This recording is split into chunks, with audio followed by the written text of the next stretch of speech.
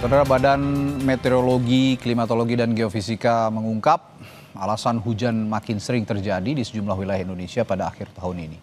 Indonesia mengalami dua fenomena secara bersamaan, yakni La Nina lemah dan Ion Ocean Dipole negatif. Deputi Bidang Klimatologi BMKG Ardasena Sopaheluwakan menyatakan Samudra Pasifik Tengah terjadi fenomena La Nina lemah pada November lalu yang ditandai dengan mendinginnya wilayah Pasifik Tengah.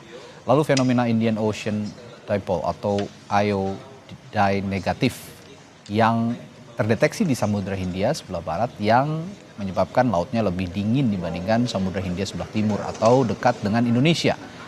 Kedua hal itu menyebabkan intensitas hujan di Indonesia menjadi lebih tinggi. Ardasena juga menambahkan, iklim Indonesia sangat dipengaruhi oleh laut-laut di sekitarnya sehingga untuk mendapat indikasi iklim Indonesia ke depannya perlu dilihat dari kawasan yang lebih besar.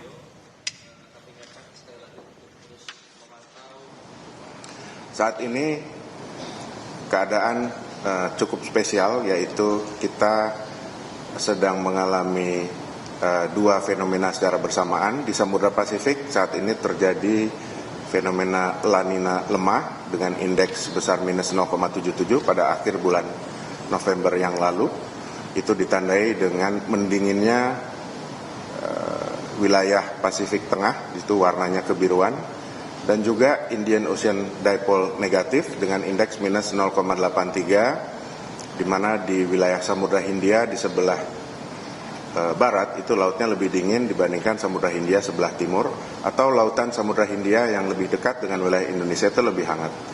Kondisi latar belakang atau background condition ini ya yang menyebabkan belakangan di Indonesia hujannya itu cukup tinggi. Menko Bidang Infrastruktur dan Pembangunan Kewilayahan Agus Harimurti Yudhoyono menyatakan antisipasi cuaca dan kesiapan infrastruktur menjadi kunci dalam menghadapi mobilitas pada libur Natal dan Tahun Baru 2026. Menko AHY langsung melakukan kunjungan ke kantor BMKG untuk memastikan kesiapan mitigasi cuaca ekstrem serta keselamatan perjalanan masyarakat di libur Nataru. Kondisi ini dilakukan sebagai upaya pemerintah dalam meminimalisasi risiko gangguan transportasi darat, laut, dan udara akibat faktor cuaca. Menko AHY menyatakan meskipun antisipasi masih perlu dilakukan sepanjang Desember hingga Januari 2026, namun dirinya memastikan kenyamanan perjalanan masyarakat selama libur Natal dan Tahun Baru menjadi prioritas.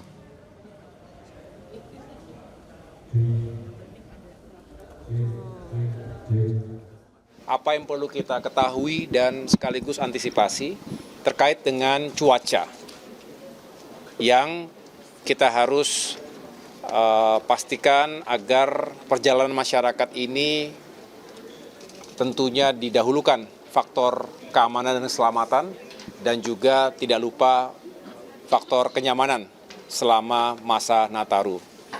Dan tadi saya bisa mendapatkan penjelasan yang utuh bahwa menjelang akhir tahun dan juga Januari 2026 kita harus tetap waspada. Kendati tropical cyclone Senyar yang telah menghantam 3 provinsi di Sumatera, yaitu Aceh, Sumatera Utara, dan Sumatera Barat. Sekarang tinggal kita upaya untuk melakukan berbagai langkah-langkah recovery. Saat ini kita sudah terhubung dan bergabung bersama Andri Ramdhani, Direktur Meteorologi Publik BMKG melalui sambungan virtual. Selamat malam Pak Andri.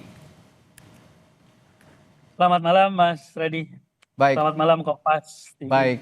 Pak Andri, saya jelas ya? Ya jelas Pak Andri. Pak Andri, prediksi cuaca hingga awal tahun nanti, apa yang harus diwaspadai dan diimbau pada masyarakat dari BMKG? Baik, untuk periode Nataru ya, ini perlu kita ketahui bersama kepada masyarakat, bertepatan dengan puncak musim hujan di beberapa wilayah. Nah ini mungkin poinnya ya, artinya tentunya mobilitas masyarakat di periode ini akan diiringi oleh meningkatnya intensitas hujan di wilayah-wilayah yang memang secara tahunan sedang memasuki puncak musim hujan.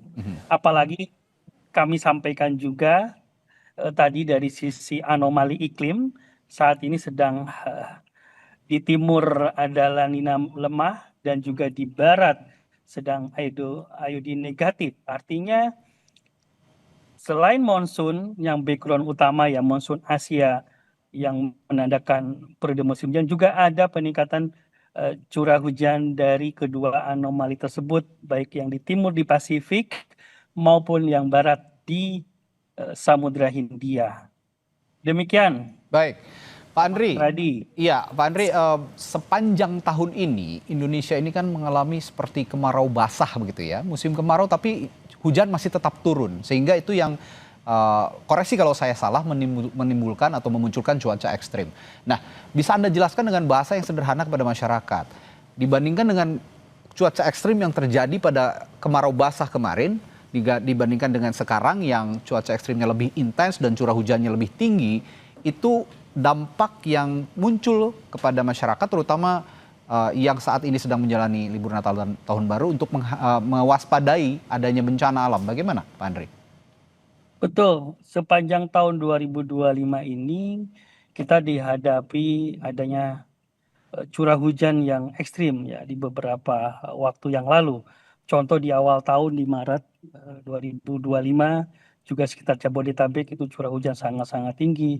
Lalu terakhir di September di Bali 385 dan yang terbaru adalah pemicunya dari siklon tropis Senyar yang ini rekor tertinggi curah hujan dalam satu harian 400 mm dan artinya sepanjang tahun ini intensitas maupun frekuensi hujan ekstrim ya ataupun secara umum cuaca ekstrim ya itu meningkat dibanding tahun-tahun sebelumnya dan tentunya itu meningkatkan risiko berbagai bencana hidrometeorologi, banjir bandang dan juga longsor.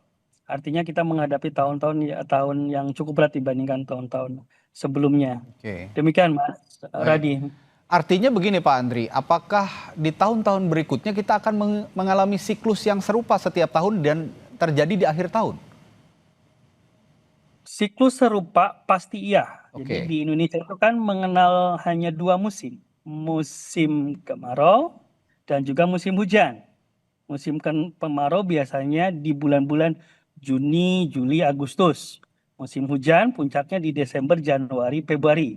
Walaupun ada sedikit pergeseran, kadang datang lebih cepat, musim hujannya ataupun kemaraunya juga datang lebih lambat, tetapi polanya akan sama di bulan-bulan yang saya sampaikan tadi. Jadi tadi anomali iklim dan juga lain sebagainya ya, dinamika atmosfer yang aktif ini tentu artinya ini yang tadi yang menciptakan variasi ya.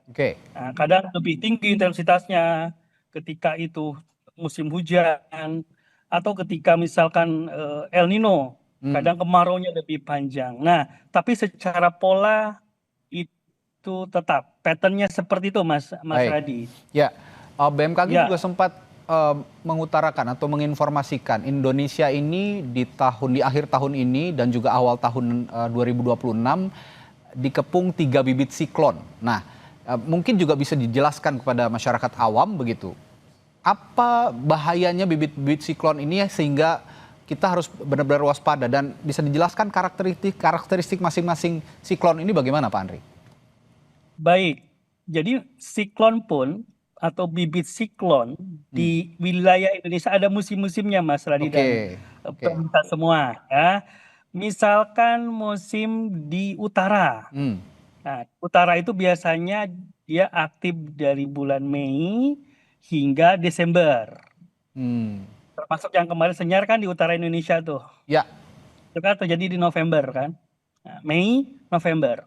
Nah, kemudian beralih di selatan itu, musim siklon itu aktifnya di November, Desember, hingga April tahun depan. Jadi siklusnya berubah ke selatan nih. Jadi yang kami sampaikan di beberapa waktu yang lalu, bahwasannya potensi bibit siklon maupun siklon tropis bergeser potensinya di wilayah selatan. Akan aktif nanti tumbuh bibit-bibit siklon tropis yang secara bergantian.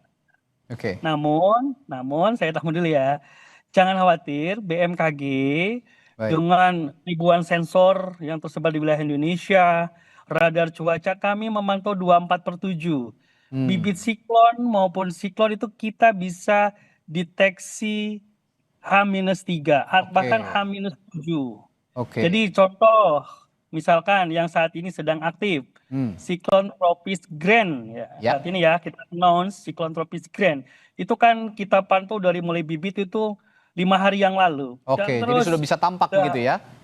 ya sudah bisa Ya. tampak 5 hari lalu. Jadi artinya masyarakat Oke. tidak perlu panik dan risau ya, Ya. dan tetap mencermati informasi Baik. update dari info BMKG. Baik. Demikian Mas Ya, Radhi. ini yang perlu dicermati oleh masyarakat. BMKG terus mengupdate informasi dan itu bisa dideteksi 3-5 hari sebelumnya ya, Pak Andri. Sebelumnya. Sehingga masyarakat juga yang ingin melakukan perjalanan mudik mungkin atau berwisata di musim libur Natal dan Tahun Baru ini bisa rajin-rajin lah ya melihat website BMKG untuk melihat potensi-potensi bencana yang mungkin terjadi di wilayah yang akan dikunjungi oleh warga itu.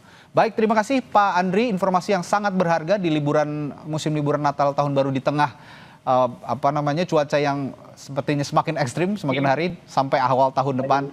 Mudah-mudahan Jadi ini mungkin juga... saya penutup Mas Radhi Ya, silakan sedikit. singkat, Pak Andri. Jadi masyarakat tetap tenang, dapat beraktivitas, Ya. berwisata, berlibur, namun mengenali resiko potensi cuaca Ya. di wilayah masing-masing. Baik. Itu saja. Baik, terima Mungkin. kasih Pak Andri Baik, Ramdhani, silakan. Direktur Meteorologi Publik BMKG telah memberikan informasinya di Sapa Indonesia Malam. Sampai jumpa lagi, sehat selalu Pak Andri.